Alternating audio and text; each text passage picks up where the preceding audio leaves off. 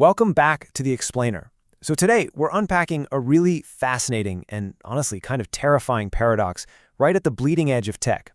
Right now, we're building these systems with staggering, literally world-changing capabilities, but at the exact same time, we're creating something incredibly, well, naive.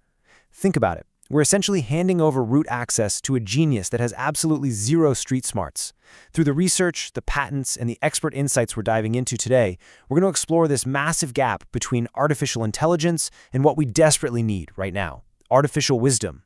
And we'll unpack a proposed solution that argues, well, that AI agents basically need a mom. All right, let's shatter this whole illusion of the omnipotent AI. Section 1, the fast fool problem, and AI's vulnerability to social engineering.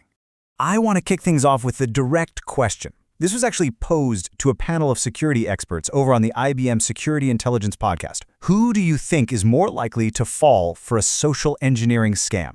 A human being or an AI agent? Just take a second to think about that.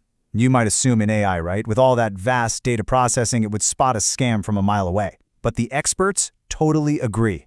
The answer is actually the AI. Jeff Kroom, he's a distinguished engineer at IBM, he perfectly diagnosed the problem here. He said, AI is like a person with 1,000 PhDs without a day above ground out of its parents' basement.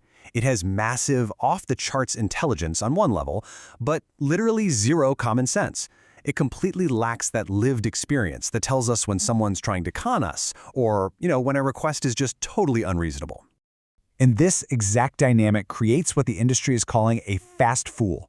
See, because these agents are hardwired to be relentlessly helpful, they just act. There's no skeptical friction, no gut instinct for stranger danger. A fast fool executes really complex tasks at lightning speed, which makes them incredible tools for sure, but it also makes them incredibly susceptible to manipulation. And hey, this is not just theoretical. Just look at this recent incident reported by 404 Media and The Verge.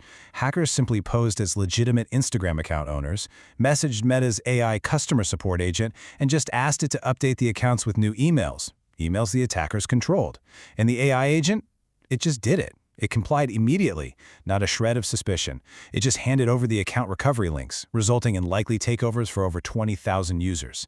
It's almost comical how easily it just followed the logic, completely lacking the wisdom to step back and ask, wait a minute, why are you changing this email without any verification? Which brings us to a compounding crisis. Section 2, the invisible elephant, and the rise of non-human identities. To wrap our heads around the sheer scale of this, let's look at the Sophos State of Identity Security 2026 report. They surveyed 5,000 IT and cybersecurity leaders. And get this, a staggering 71% of these organizations suffered an identity-related breach in the last year alone.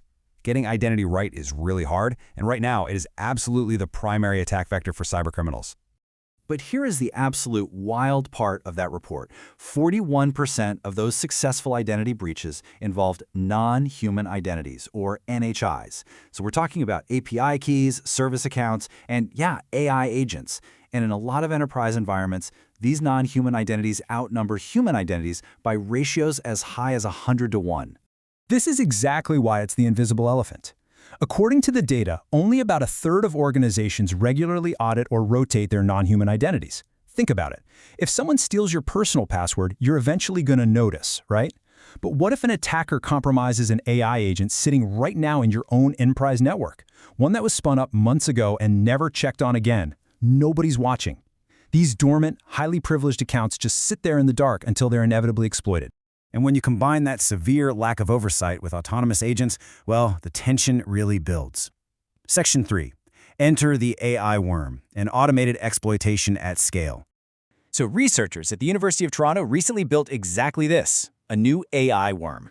This is a self-replicating agent powered by open-source large language models. It literally spreads from device to device using local resources to run a model that can actually reason its way through an attack.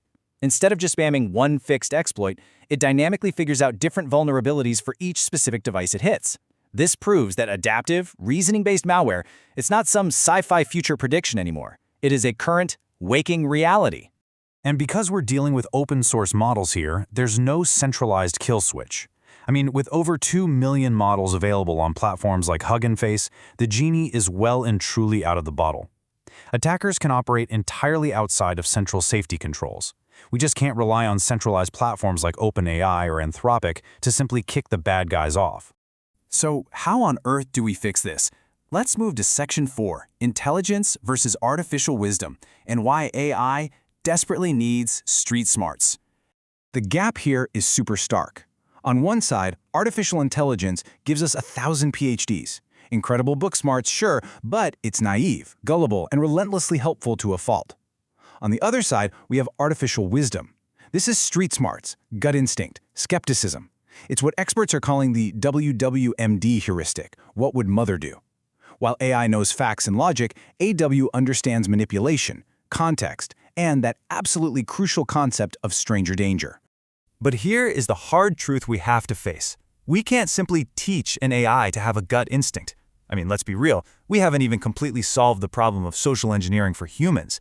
People still fall for phishing scams every single day. So instead of just crossing our fingers and blindly hoping an AI miraculously learns common sense, we have to architecturally bind AI to strict rules. We have to essentially convert wisdom into enforceable structural constraints before the AI executes any action. Which brings us to a really clever technical solution from the patent space. Section 5. AI agents need a mom, and the MAMA protocol. Okay, to make this highly technical patent stack a bit more relatable, think of giving an AI three things: a passport, a mandate, and a kill switch. Layer 1 establishes parentage, basically who created this agent and who is accountable for it. Layer 2 is the mandate, a digitally signed authorization explicitly stating what the agent is allowed to do. And Layer 3 is the kill switch, a physical or cryptographic fail-closed revocation that can literally sever the agent's power if it steps out of bounds. In practice, before an agent can do anything remotely sensitive, it must pass through the WWMD, what would mother do, friction injection protocol. Think of this as an enforced pause. Step 1, verify the agent's identity. Step 2, verify its mandate permissions. Step 3, run a wisdom or red flag check to detect social engineering or emotional manipulation. And finally, Step 4, issue an ephemeral, short-lived credential. It doesn't get permanent access. It just gets a temporary lease to complete the approved task, completely neutralizing the threat of those dormant accounts sitting forever in a network. IBM's Jeff Kroom summed up this principle of least privilege perfectly when he was discussing these ephemeral IDs. Imagine a cautious guardian basically saying, even though you're an agent, I don't trust you any further than I can throw you.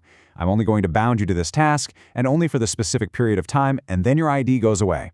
AI agents have to operate on temporary, bounded trust, not permanent, unmonitored access.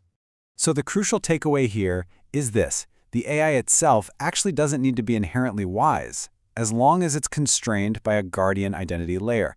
This mom concept, it isn't just a behavior correction mechanism that we hope works. It is an inescapable identity constraint that controls permissions, remembers the agent's lineage, and enforces a fail-closed revocation. It basically binds the digital agent directly back to human accountability. Which brings us right to our conclusion. AI absolutely doesn't need any more IQ before it gets root access to our systems, our bank accounts, and our networks. It needs a mother. It needs that unshakable layer of artificial wisdom. So, as we look to the future of AI governance and cybersecurity, I'm going to leave you with this one provocative thought. In a rapidly approaching world of autonomous, incredibly fast, genius agents, who's going to step up to be the parent? Thanks so much for joining us for this explainer, and as always, keep questioning the systems around you.